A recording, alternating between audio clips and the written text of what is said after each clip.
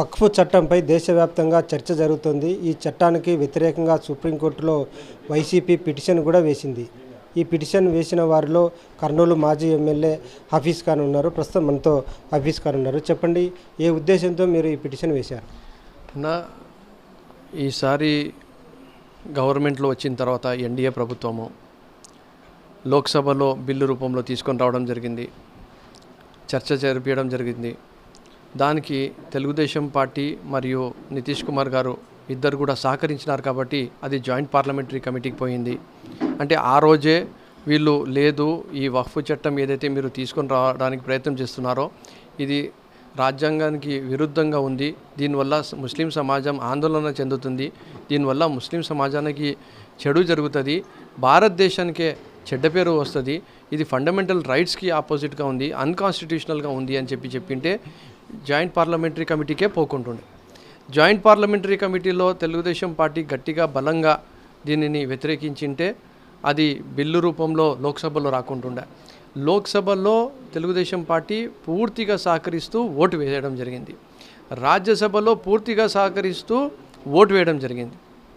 ఈరోజు చట్టం రూపంలో వచ్చింది. మాకు వేరే దిక్కు లేక మేము ఒకటే ఒక దిక్కు, మాకు అది సుప్రీంకోర్టు. ఆ సుప్రీంకోర్టులో ఈరోజు పిటిషన్ వేయడం జరిగింది. రాజ్యసభలో మీ సభ్యుడు ఎంపీ నత్వాని కూడా అనుకూలంగా, చట్టానికి అనుకూలంగా ఓటు వేశారని టీడీపీ చెప్తోంది.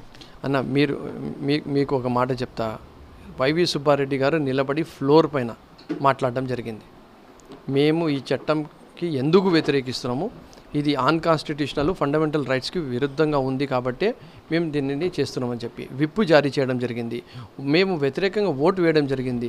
అయినా దుష్ప్రచారము ఎందుకు? ప్రూవ్ చేయండి మీరు. సరే, మీరు చెప్పింది కరెక్టే అని చెప్పి ఒక్క నిమిషం కోసం అనుకుందాం, ఎందుకంటే అబద్ధం 100 సార్లు చెప్తే అది నిజమైపోతుందంట. నేను చెప్పేది ఒకటే, ఈరోజు కేంద్ర ప్రభుత్వము ఎవరు ఆధారం పైన నడుస్తుంది అంటే చంద్రబాబు నాయుడు గారి దయ వల్ల ఈరోజు కేంద్రంలో ప్రభుత్వం నడుస్తుంది. మీరు నిజంగా చిత్తశుద్ధి ఉంటే, మీలో నీతి నిజాయితీ ఉంటే, మీకు ముస్లిం సమాజం పట్ల మీకు ప్రేమ ఉంటే మీరు ఈరోజు కూటమి నుంచి బయటికి వచ్చేసేయండి, మాతో కలిసి రోడ్డు పైన పోరాటం చేయండి. మేము సుప్రీంకోర్టులో కేసు వేసాం, మీరు రండి బయటికి వచ్చి సుప్రీంకోర్టులో కేసు వేయండి. ఇంకో మాట కూడా చెప్తున్నారు, మీరు అడగంది కూడా నేను చెప్తా, ఎన్ఆర్సీలో మీరు ఓటేశారు అప్పుడు అని చెప్పి. ఎస్, ఎన్ఆర్సీలో అప్పుడు ఓటేసాము. మా రాష్ట్రానికి సంబంధం లేకుండా అది only border states related issues పైన నడుస్తుంది అంటే మమ్మల్ని తప్పుదావ పట్టించినారు. మాకు పూర్తిగా మేము క్షుణ్ణంగా దానికి పరిశీలించలేకపోయినాము. దీనిలో చాలా ఇబ్బందులకి గురి అయ్యే అవకాశాలు ఉంటాయి మొత్తం భారతదేశంలో ఉండే ముస్లిం సమాజానికి అని చెప్పి ఎప్పుడైతే పోయి మేము రిప్రజెంట్ చేశామో, జగన్మోహన్ రెడ్డి గారు పూర్తిగా దానికి క్షుణ్ణంగా పరిశీలించుకొని మీ సమాజంలో ఉండే ఆర్గనైజేషన్స్ ఏం కోరుకుంటున్నాయి, మేము ఏం చేయగలుగుతాం దీనికి ఆపడానికి అని చెప్తే ఆ రోజు మీరు అసెంబ్లీలో రెజల్యూషన్ పాస్ చేయండి అంటే ఆ రోజు అసెంబ్లీలో రెజల్యూషన్ పాస్ చేయడంలో నేను కూడా ఒక సభ్యుడిని. చట్టాన్ని వ్యతిరేకిస్తూ మీ పార్టీ సుప్రీంకోర్టులో పిటిషన్ వేసింది. చట్టాన్ని సమర్థిస్తూ కొన్ని బీజేపీ పాలిత రాష్ట్రాలు కూడా సుప్రీంకోర్టును ఆశ్రయిస్తున్నాయట. దీని మీద మీకు కామెంట్? చంద్రబాబు నాయుడు గారికి అడగాల మీరు. ఇది ఆయన కూటమిలో ఉన్నారు, 40 సంవత్సరాల రాజకీయం, మోడీ గారి కన్నా ఎక్కువ ఎక్స్పీరియన్స్.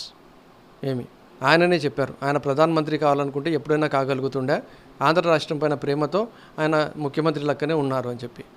సార్, ఇప్పుడు మీరు సహకరించినారు కాబట్టి బీజేపీ రాష్ట్రాల వాళ్ళు మా పైన ఇంత పెద్ద పోరాటానికి మమ్మల్ని రోడ్డు పైన తీసుకొని వచ్చేసినారు.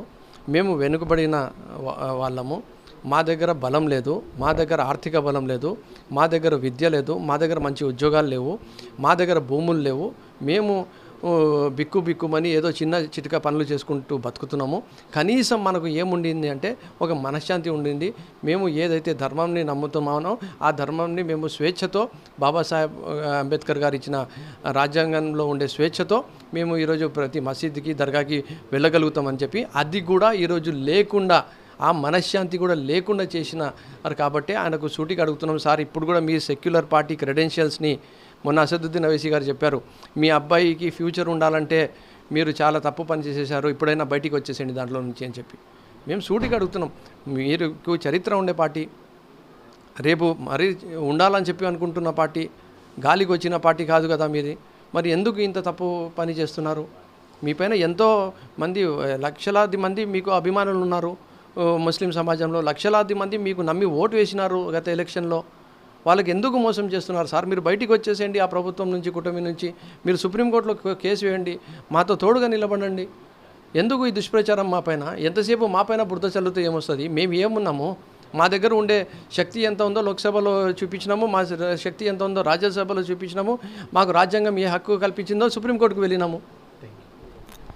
ఇది వక్ఫ్ చట్టంపై మాజీ ఎమ్మెల్యే హఫీజ్ ఖాన్ చేస్తున్న వాదన. కెమెరా పర్సన్ వీరేష్తో నాగిరెడ్డి, TV9, కర్నూలు.